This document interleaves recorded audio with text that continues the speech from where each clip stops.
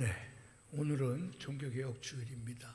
네, 지금으로부터 508년 전에 일어났던 종교개혁, 여러분 그 시작의 도화선이 된 것이 바로 오늘 우리가 읽었던 로마서 1장 16절과 18절. 이 말씀 앞에 마틴 루터는 큰 고민을 하죠. 그러다가 이 말씀의 의미를 깨닫게 됩니다. 그래서 종교개혁을 시작하게 되죠. 그게 바로 로마서 1장 16, 17절입니다. 우리 성경에서 여러분 아주 중요한 구절입니다. 이 부분이 아주 중요한 구절이에요. 그래서 오늘 제목을 복음에 나타난 하나님의 의라는 제목. 복음에 나타난 하나님의 의. 복음에 나타난 하나님의 의. 복음이 뭔 줄 알아야 되겠죠? 하나님의 의가 무엇을 말하라고 있는 것인가를 알아야 되겠죠. 그렇죠? 여러분, 복음을 우리가 알기 위해서는 인간의 죄와 타락을 우리가 먼저 알아야 됩니다. 복음을 알기 위해서 성경에서는 인간을 어떻게 정의를 하고 있는가? 그렇죠? 성경에서는 인간을 가능성이 있는 존재로 말하지 않습니다. 성경에서는 인간이 어떤 존재입니까? 아담과 하와가 죄를 범하고 난 이후에 타락한 그 후손들은, 그 인류들은, 모든 인간들은, 그래서 여러분 죄 아래에 있는 존재, 죄 가운데 있는 존재. 결국은 여러분 그 죄의 싹은 뭐예요? 사망입니다. 비참이고 아무 소망이 없는 거예요. 여러분, 죄가 무엇인 줄 알고 인간의 타락이 무엇, 그 결과가 무엇인 줄 성경이 말하는 내용을 우리는 알잖아. 그렇죠? 그러니까 그와 같은 인간에게 그 인간이 살 길, 다시 말해서 여러분 그 죄의 문제를 해결해 주는, 그 구원을 가져다 주는 그것, 여러분 그게 뭐라는 거예요? 복음이라는 겁니다. 복음은 말 그대로 여러분 우리 인류가 반드시 들어야 하고, 그렇죠? 모든 사람 한 사람도 예외 없이 이 복음의 충만함을 경험해야만 됩니다.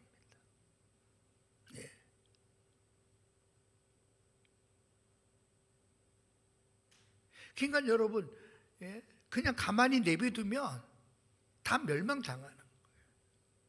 가만히 내비두면 다 죽을 수밖에 없는 존재. 가만히 내비두면 암만 인간이 발버둥을 친다 할지라도 결코 의로우신 하나님 앞에서 그 죄에 대한 책임을 피할 수가 없다. 그렇죠? 그래서 사도 바울은 이 복음에 대하여 언급할 때 먼저 언급한 것이 뭐냐면 나는 복음을 부끄러워하지 않는다라고 시작합니다. 15절에 보면 사도 바울은 이렇게 말했잖아요. 나는 할 수만 있는 대로 로마에 있는 너희에게도 복음을 전하기를 원하노라. 나는 할 수만 있으면 로마에 가서도 난 복음을 전하고 싶다. 여러분, 로마라고 하면 오늘날로 말하면 여러분 뉴욕과 같은 도시라 그래요. 세계적인 도시. 당시에 모든 길은 로마로 통한다라고 할 정도로 세계의 여러분 유력한 자들 다 여러분 모이는 곳이 로마였단 말이에요. 근데 사도 바울은 그곳에 여러분 자신의 지식을 가지고 간 거예요. 유창한 여러분 웅변수를 가지고 가고자 한 것도 아니에요. 그가 가지고 가고 싶어 했던 건 뭐예요? 바로 이 복음이라는 거예요. 이 복음. 나는 복음 이걸 가서 나는 누구를 만나든지 어떠한 상황이 되거나 나는 복음을 전하고 싶다. 왜? 이 복음은 너무 영광스러운 것이기 때문에. 이제 그런 말이에요. 예, 그렇다면 이제 오늘 여러분 본문으로 들어가면서 사도 바울은 나는 이 복음을 부끄러워하지 않는 이유를 설명하면서 이 복음은 모든 믿는 자에게 구원을 주시는 하나님의 능력이라고 표현합니다. 예. 내가 왜 복음을 부끄러워하지 않느냐 하면 이 복음은 모든 믿는 자에게 주시는 구원을 주시는 하나님의 능력이라고 표현해요. 그러니까 능력하면 여러분 뭐 우리가 뭐 다이나믹한 뭐 이런 역동적인 이런 것들을 생각하기 쉬운데 여러분 이 능력이라는 단어 속에는 어떤 뜻이 있는가 하면 여러분 쉽게 얘기해서 처방전을 의미하는 단어예요. 처방전. 우리가 병원에 가서 우리 처방전 받아다가 여러분 그 처방전이 언제 효과가 나요? 처방전 자체가 효과가 있는 게 아니죠. 그 처방전을 가지고 약국에 가서 약을 사서 그 약을 먹을 때 그때 여러분 효과가 나타난다. 복음은 뭐예요? 처방전이에요. 뭐에 대한 처방전이에요? 내가 살 수 있는 방법이 적혀져 있는 처방전. 여러분 우리는 그 처방전을 가지고 뭐 하라는 거예요? 달려가라는 거예요. 약국에 가서. 그래서 여러분 약을 여러분 우리 조장로님은 약을 잘 잡수는데 아무 약 요새도 막 잡수지는 않죠. 예? 조장로님 제일 좋아하는 약이 뭐였죠? 박생호사? 아스피린? 아스피린? 감기약? 예. 그러니까 여러분 우리 조장로님이 믿음이 좋은 게 뭐냐면 나는 어떠한 상황이든지 나는 아스피린 하나면 다 끝난다. 감기 걸려도 아스피린. 우리 어머니가 옛날에 아스피린 그거 있었잖아. 아니 판피린 조그만 병. 무슨 병이든지 판피린 그거. 그거야. 그게 믿음 좋은 거지. 그러니까 장수하신 것 같아. 우리 조장님도 장수할 줄 믿습니다. 여러분 필요한 게 뭐예요? 처방전이 우리에게 필요한 거. 그리고 그 처방전대로 약국에 달려가서 약을 사서 여러분 처방전대로 먹는. 그게 뭐예요? 믿음으로 사는 거예요. 쉽게 표현하는 겁니다. 자, 복음에는 여러분 우리를 구원하시는 하나님의 처방전이 제시되어 있는 것이 복음이에요. 그리고 그 제시된 그 복음을 어떻게 해야 돼요? 우리는 믿어야지. 믿는 게 뭐예요? 약국에 가서 약을 사 먹듯이. 그렇게 될 때 우리는 어떻게 돼요? 여러분 영원히 사는 거예요. 영생을 누리는 거예요. 여러분 그렇게 표현할 수 있는 거예요. 지금 표현을 그렇다면. 자, 이 복음에는 무슨 처방전의 내용이 뭐냐? 그게 하나님의 의가 나타났다라는 거예요. 그게 하나님의 의가 나타났다라는 거예요. 복음에는 하나님의 의가 나타났다. 무슨 뜻일까요? 여러분 여기에서 마틴 루터는 걸린 거예요. 여러분 우리가 알다시피 마틴 루터는 당시 로마 카톨릭의 사제였습니다. 오늘날로 말하면 신부였어요. 로마 카톨릭의 신부였어요. 그는 여러분 로마서를 강해해달라는 부탁을 받고 로마서를 강해를 준비하다가 여러분 시작부터 꽉 막혀버린 게 바로 요 구절이었어요. 복음에는 하나님의 의가 나타났다라는 이 문제가 그로 하여금 번민하게 만듭니다. 고민하게 만듭니다. 머리 싸고 여러분 몇 날 며칠을 고민하게 만듭니다. 여러분 그가 그 순간에 깨달은 게 뭐예요? 그가 스스로 나는 불가능하다. 복음에는 하나님의 의가 나타났기 때문에 나는 불가능하다. 왜? 그는 이 의, 하나님의 의에 대하여 잘못 해석한 거예요. 복음에는 하나님의 의가는 무슨 말이에요? 여러분 마틴 루터가 착각한 것은 뭐냐? 이 복음에는 하나님의 의로우신 그 하나님이 더욱 뚜렷하게 나타났어요. 구약 시대에는 우리가 쉽게 얘기해서 십계명을 지키고 구약 율법, 특히 도덕법이라고 하는 우리가 마땅히 하나님의 백성이라면 지켜야 할 내용을 철저하게 우리는 지켜야 된다. 그래야 의로우신 하나님 앞에 우리는 설 수 있다. 여러분, 그렇게 생각하며 살았던 사람이 마틴 루터란 말이에요. 그런데 이 복음에 하나님의 의가 나타났다는 것은 그것보다 더 강력한 의를 요구하시는 하나님으로 생각합니다. 이해되시죠? 복음에는 하나님의 의가 나타났다라고 하는 것을 마틴 루터는 여러분 그냥 대충 그냥 사제로 산 게 아니란 말이에요. 그는 100% 철저하게 모든 사람들이 다 인정해 줄 정도로 그는 하나님의 말씀을 지키려고 애썼던 사람. 도덕적으로 여러분 흠이 없을 정도로 누가 봐도 100% 완벽한 삶을 살려고 애썼던 사람이 마틴 루터란 말이에요. 그럼 그가 이 성경 로마서 1장 17절에 나타난 복음에는 하나님의 의가 나타났다라는 이 말씀을 보는 순간 절망해 버립니다.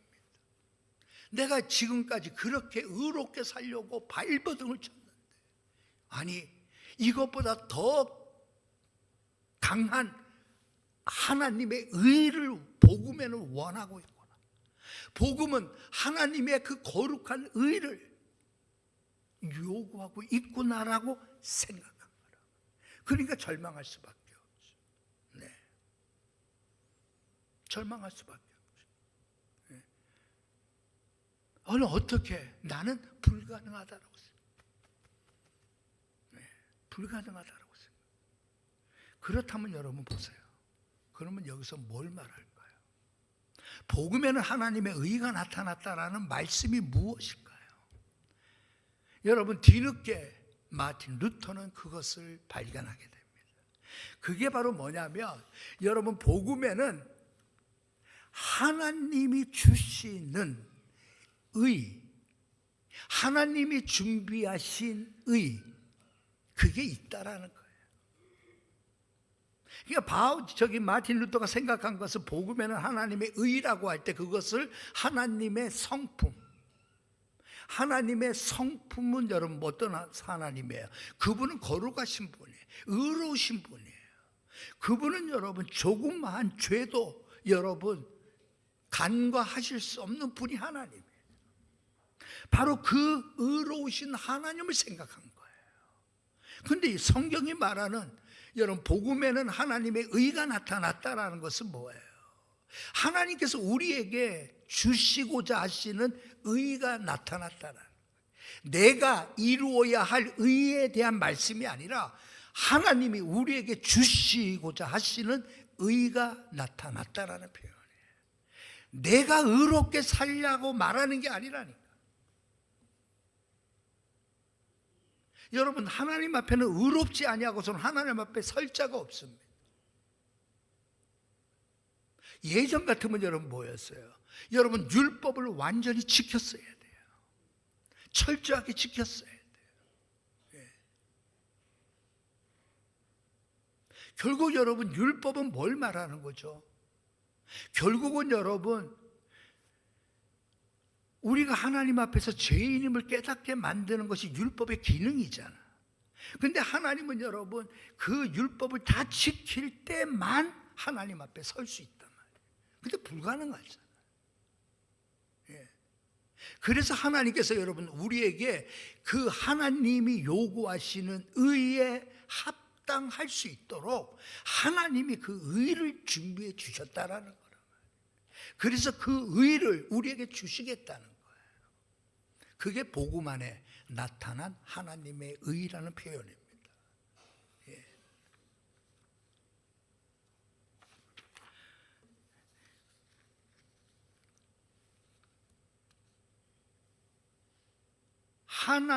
하나님께로부터 온 의, 하나님을 만족시킬 수 있는 그 의, 이게 복음 안에 있다. 알겠죠? 루터는 여러분 내가 이루어야 할 의를 생각합니다. 거룩하신 하나님 앞에 설 수 있을 만큼의 완벽한 의를 가져야만 된다라고 생각한 거예요. 그런데 복음은 그 의를 더 강력하게 요구한다라고 생각합니다. 나는 지금까지도 여러분, 바울은 여러분, 아니 이제 마틴 루터는 이 의를 이루기 위하여 그는 여러분 금식하며 기도하며 살았던 사람이에요. 그는 여러분 기도하면 땀을 펄펄 흘릴 정도로 기도하며 살았던 사람. 누구보다도 여러분 친절했고 온유했고 말 그대로 율법을 다 지키려고 했던 사람이 마틴 루터였단 말이에요. 그런데 나보고 더한 의를, 복음에는 더한 의를 하라라고 생각하니 손을 든 거예요. 나는 불가능하다. 그러면서 여러분 그가 말하는 것이 이렇게 얘기합니다. 결국은 이 복음은 나에게 없었으면 좋을 뻔했다. 이 복음은 나로 하여금 결국은 절망하게 만들어 잘못 해석하니. 여러분 복음은 그게 아니란 말이에요. 복음의 목적이 뭐예요? 복음의 궁극적인 목적은 뭐예요? 그건 여러분 오래전에 욥이 질문했던 질문에 대한 답이 바로 복음의 궁극적인 목적이에요. 그러면 욥이 뭐라고 여러분 질문했었죠? 사람이 어찌 하나님께 의로우랴? 어찌 사람이 하나님 앞에 의로우랴? 욥이 질문해요. 여러분 그 답을 지금 로마서 1장 17절에서 말합니다. 복음에는 하나님의 의가 나타난다. 사람이 어떻게 의로울 수 있을까? 하나님 앞에. 그거에 대한 답이 뭐예요? 복음이라는 거예요.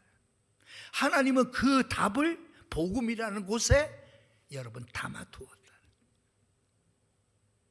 그게 뭐냐? 우리가 잘 아는 전가된 의. 전가된 의. 예? 그렇게 우리가 표현하잖아요. 여러분, 우리는 율법을 다 지킬 수가 없었지만 율법의 1.1회까지 다 지켰던 분이 계시다.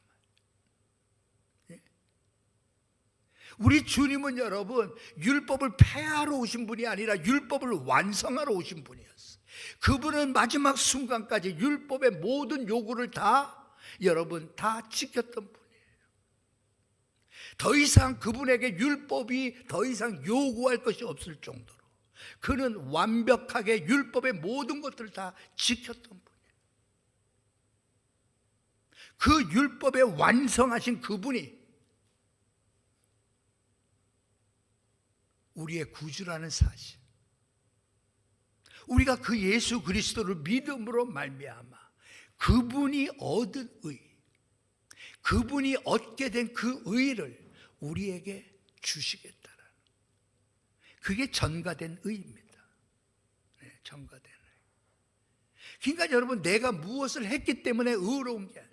성경은 여러분, 복음은 우리에게 이렇게 살아야 된다라고 말할 때 이렇게 살기 때문에 의롭다라고 말하지 않습니다. 이렇게 해야만 의롭다라고 여러분 우리에게 말하지 않아요.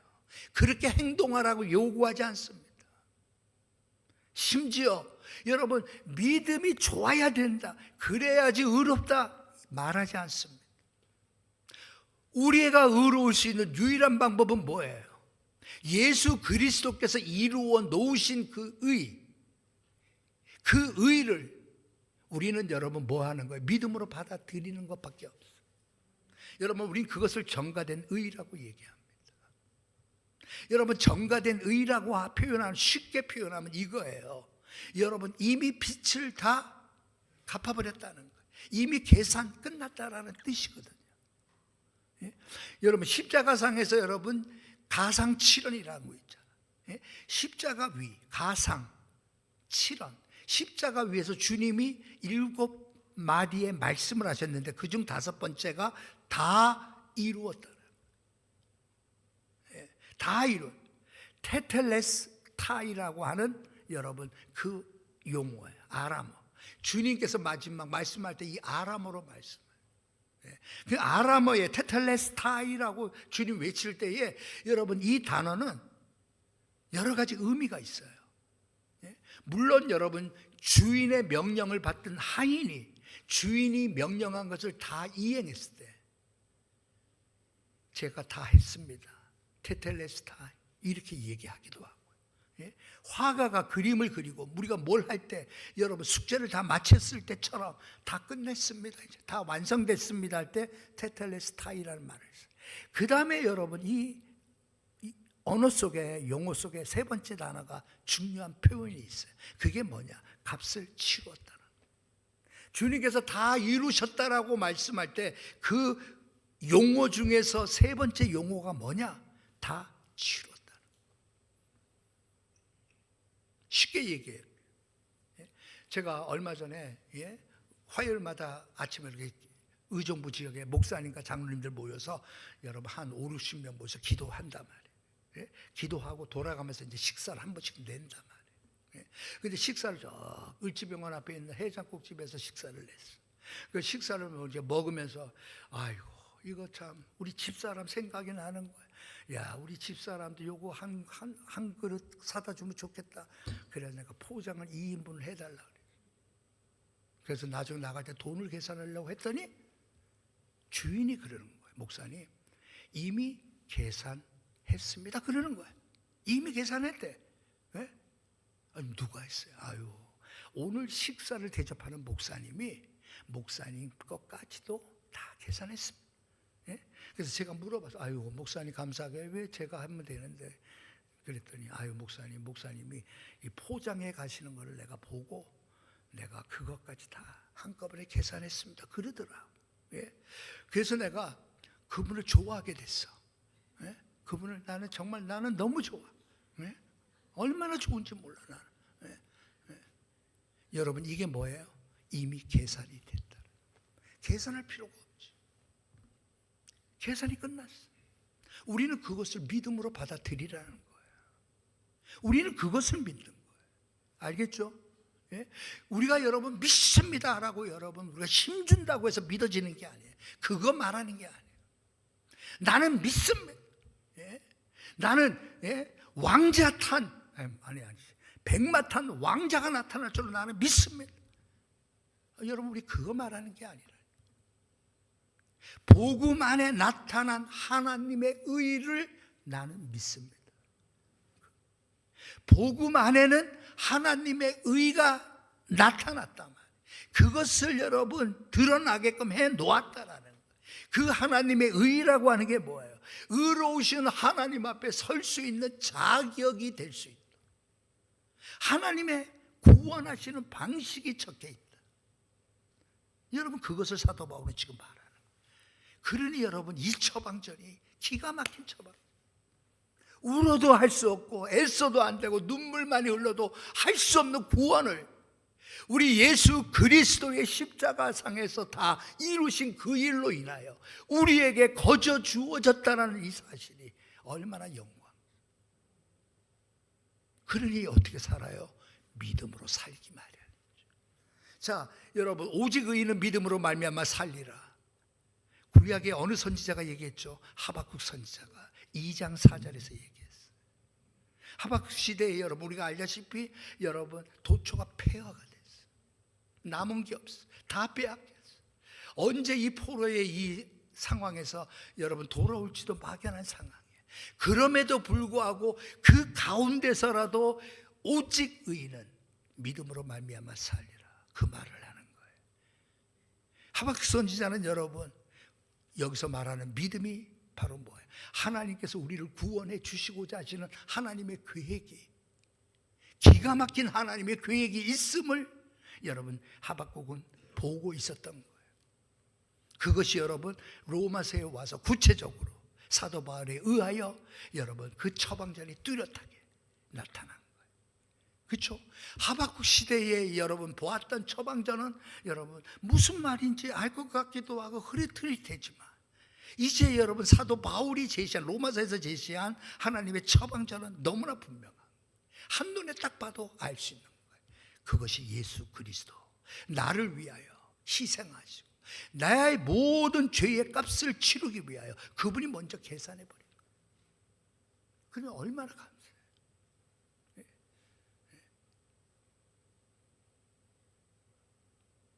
금식 40일에 해서 천국 간다고 하면 금식 안 할 사람이 있겠어요? 그것까지 천국 못 갑니다. 그것 가지고 의로우신 하나님 앞에 설 수 없어. 의로우신 하나님 앞에 설 수 있는 것은 내가 의롭지 않으면 안 돼. 왜?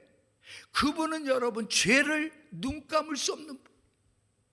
의롭지 못한 것을 보고 의롭다라고 여러분 대충 넘어가 주시는 분이야. 그분은 여러분 불꽃 같은 눈으로 모든 것을 감찰하시는 분. 어떻게 그분 앞에서 우리의 의로움을 드러낼 수 있겠어? 없단 말이에요. 그것을 여러분 당시 로마 가톨릭은 여러분 그 하나님 앞에 의로우신 하나님 앞에 설 수 있도록 인간의 여러분 뭘 말하는 거죠? 공로를 주자. 인간의 헌신을 얘기하고 인간의 여러분 금욕적인 절제를 요구하기도. 그래서 여러분 당시 여러분 수도원 많이 생긴 이유가 거기 있는 거예요. 그들이 여러분 그렇게 철저하게 규칙적인 생활하는 이유가 뭐예요? 하나님 앞에 의롭다 함을 받으려고 그런 거예요. 결국 뭐예요? 루터가 깨달았던 것처럼 인간으로서는 할 수 없다는 거죠.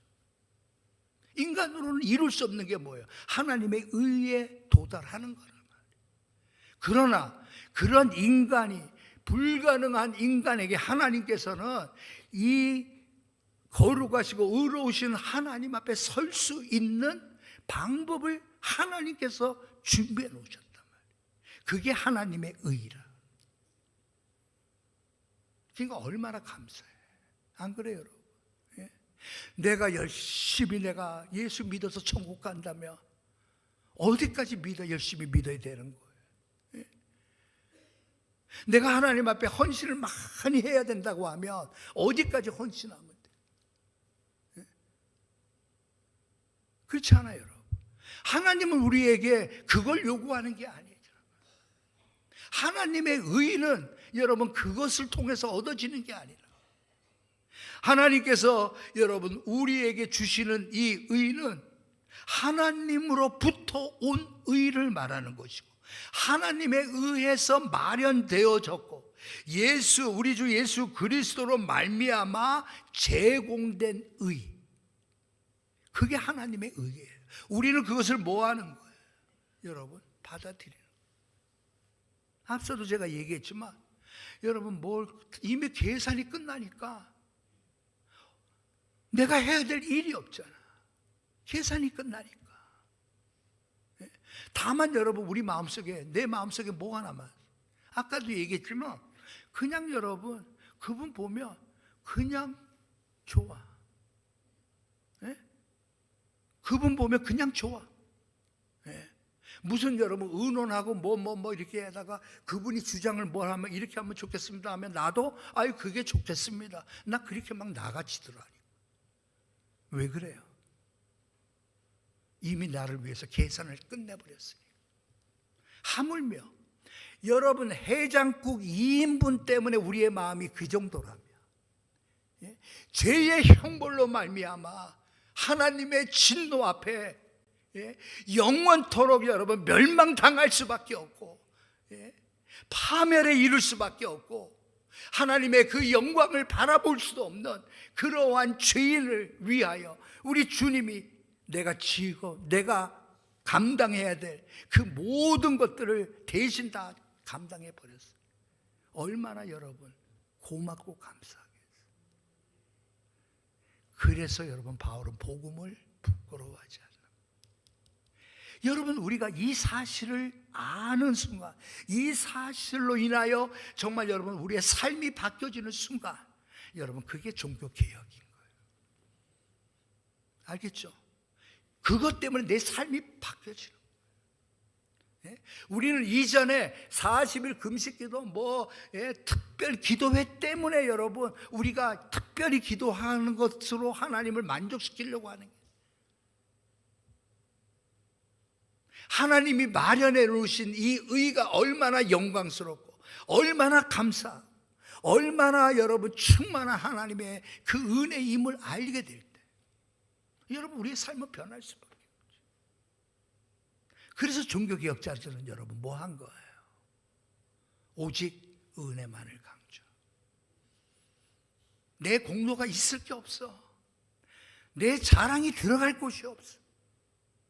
내가 행하는 그 어떠한 것이라 할지라도, 집을 10채를 팔아서 하나님 앞에 바쳤다 할지라도 여러분 그것 때문에 여러분 자기를 드러내지 않았어. 오직 하나님의 영광만 드러나기를 원했잖아요. 대표적인 사람이 누구예요? 진센도프예요. 여러분 이 진센도프는 여러분 이 사실, 이 복음에는 하나님의 의가 나타나서 믿음으로 말미암아 여러분 우리에게 구원을 주시는 하나님의 능력됨을 여러분 그는 알게 됐어요. 그는 여러분 우리가 오늘로 말하면 체코지만 그 당시에는 독일령이에요. 굉장히 여러분 귀족이에요. 선조로부터 여러분 그 많은 땅을 여러분 받은 사람. 근데 이 진센도르프가 여러분 이 종교개혁 때문에 핍박받아 온 자들을 여러분 불러들이기 시작합니다. 그래서 여러분 자신이 나중에는 자신이 가진 모든 것들을 다 주님을 위해서 바쳐. 그때 여러분 일어났던 운동이 뭐예요? 여러분 모라비안 운동이에요. 모라비안파. 다시 말해서 여러분 정말 이 사실을 알게 된 이후부터 그들은 이 진리를 위하여 싸우기 시작하는 거예요. 이 진리를 전하고 싶은 거예요. 인간의 노력과 수고와 여러분 헌신과 인간의 어떠한 경건으로 말미암아 하나님 의로우신 하나님 앞에 설 수 있음이 아니라 우리를 위해서 마련해 놓으신 하나님의 의를 우리는 믿기만 하고 받아들이기만 하면 된다는 사실을 알고 난 이후에 그 하나님 앞에 여러분 자신의 삶을 드리기 시작합니다. 그래서 여러분 우리가 오늘날 선교사 하면은 여러분 윌리엄 캐리가 근대 선교의 아버지라고 불려지죠. 윌리엄 캐리보다도 여러분 거의 200년 전 사람이 진센도르프. 이미 그때부터 여러분 그들은 선교하기 시작했어요. 그때부터. 그러니까 여러분 우리가 잘 알다시피 노예가 아니면 들어갈 수 없는 섬에 그 노예를 전도하기 위하여 진센도프를 따랐던 믿음의 형제들은 뭐예요? 자기가 노예로 팔려가잖아. 두 사람이 자기가 노예로 팔려가. 왜? 노예가 아니면 그 섬에 못 들어가니까. 그러니까 자신이 대신 노예로 일생 노예로 살기로 결심하고 그 섬에 들어가 전도하다가 결국 여러분 그 섬 노예들이 다 예수 믿게 되는 놀라운 일이 일어나죠. 여러분 그것은 여러분 선교사들의 활약 이전에 일어났던 일들이거든요. 그 영향으로 말미암아 윌리엄 캐리가 여러분 선교사에 대한 비전을 갖게 돼요. 그래서 근대 선교의 아버지가 된 거예요. 자, 뭘 말하는 거예요? 정말 우리가 이 복음이 무엇인 줄 알며 우리는 어떻게 해요? 이 복음을 위하여 사는 것이 기쁨이에요. 자, 오늘도 여러분 복음 신문 왔어요. 제가 이렇게 보면서 그래. 야, 참 선교사로 나간다면서 대만으로 간 이 자매는 아이고 그게 뭐가 좋아서 그 선교사님 숙소 그 청소하는 게 선교사 일이야. 선교사 숙소 일. 그러면서 중국어를 배워가면서 그곳에서 복음 전하려고 그 젊음을 어떻게 저렇게 바칠 수 있을까? 어떻게? 여러분 복음은 우리의 삶을 기쁘게 주님을 위하여 드리게 만들어. 그렇지 않아요, 여러분? 여러분 그게 뭐예요? 그게 종교개혁. 여러분 종교개혁이 여러분 꼭 끝날 수 없는 이유가 뭐예요? 주님은 여전히 오늘도 우리의 심령을 개혁하기를 원하시는 거예요. 내가 주인 되고 내가 소유하고 내 거라고 생각했던 그 모든 것들은 결국 하나님의 은혜였을 뿐임을 고백하게 만드는 거예요. 나는 내가 사는 것은 믿음으로 사는 것밖에 없음을 고백하는 거예요. 여러분 이게 종교개혁. 나를 위해서 사는 것이 아니라 나를 위해서. 여러분 우리는 마지막 날 의로우신 하나님 앞에 서게 될 그날을 바라보며 그날을 준비하며 살아가는 것이 여러분 그게 우리의 모습이 돼요. 그러므로 여러분 기억하십시오. 이 복음의 임무는 우리로 하여금 하나님이 보시기에 의롭다라고 여러분 만들어 주시고 우리가 하나님께 연락되어진 존재임을 알게 하시고 우리가 하나님의 면전에 서게 하게 하실 수 있는 것이 뭐예요? 이게 복음의 임무란 말이에요. 우리에게 이 복음을 주신 것이 얼마나 감사해요. 우리는 이 복음의 영광을 알며 이제부터 이 복음을 위해서 우리는 살아가기로 결심해야 해요. 우리의 삶이 변화돼야죠. 우리의 삶이 기꺼이 주님이 기뻐하시는, 진센돌프가 여러분 결국은 은혜 받았던 데가 어디예요? 내 너를 그림을 보잖아. 주님께서 십자가 위에서 피 흘려 십자가에 달리신 그 그림을 그려놓은 그 그림 앞에서 쓰여진 문구였어. 내 너를 위하여 다 주었구만. 너는 날 위하여 무엇을 주느냐? 라는 그 문구를 보고 진센돌프가 무릎을 꿇죠. 그래서 남은 생애가 하나님을 위하여 자신의 모든 것을 드려. 오늘도 여러분 그것이 우리의 기쁨이 되어지길 바랍니다. 오늘도 여러분 우리의 삶이 그렇게 될 수 있는 은혜를 주시길 바랍니다. 여러분 이게 구원인 거예요. 이게 구원이에요. 구원을 여러분 개혁자들은 여러분 구원을 삼중적 의미로 해석하잖아. 여러분 과거의 구원은 뭐예요? 예수 그리스도께서 십자가에서 이루어 놓으신 그 일로 인하여 우리의 죄의 책임이 사라지게 만든, 죄의 책임을 사라지게 만든, 그렇죠? 죄책으로부터, 율법의 정죄로부터 우리를 벗어난 거예요. 그거는 과거의 구원이었다면 현재의 구원은 뭐예요? 날마다 죄와 싸워 이겨나가는 구원을 말하는 거예요. 그리고 여러분 미래적 구원이 뭐예요? 마지막 날 하나님 앞에 그의 면전에서 의로우신 그분 앞에 서는 그날이 우리의 구원의 완성의 날이에요. 그래서 사도 바울은 로마서 13장 그 다음에 넘어가면서 뭐라고 얘기하는가 하면 여러분 우리의 구원이 처음보다 더 가까워졌다라는 표현을 써요. 우리의 구원이 처음 믿을 때보다 더 가까워졌다고 말해요. 우리는 지금 여러분 구원이 다 끝났기 때문에 나 이제 놀아도 된다가 아닙니다. 이건 이단이 말하는 거예요. 우리의 구원은 이미 십자가에서 2000년 전에 다 끝냈으니까 이제 우리는 괜찮다. 원하는 대로 살아라. 여러분 그거는 여러분 성경적인 게 아니에요. 우리의 구원은 여러분 2000년 전에 주님이 행하신 그 일, 복음 안에 나타난 의로 말미암아 우리의 구원은 여러분 시작되었던 것뿐이에요. 지금도 우리의 구원은 진행되고 있습니다. 그리고 마지막 날 우리의 구원은 완성될 거예요. 이게 개혁자들이 본 구원입니다. 오늘도 여러분 우리가 어디까지 왔는지 모르겠어요. 사도 바울은 여러분 우리의 구원이 처음 믿을 때보다 더 가까워졌다고 하면 여러분 우리가 날마다 죄와 싸워 이기는 이 싸움에서 여러분 우리는 승리해야 돼요. 죄의 권세로부터 여러분 우리를 여러분 막아주시는 주님을 의지하고 날마다 우리의 삶 속에 거룩한 모습으로 변화되길 바랍니다. 여러분 이게 종교 개혁이에요. 여전히 개혁이 우리 가운데 넘쳐나기를 주님의 이름으로 축복합니다.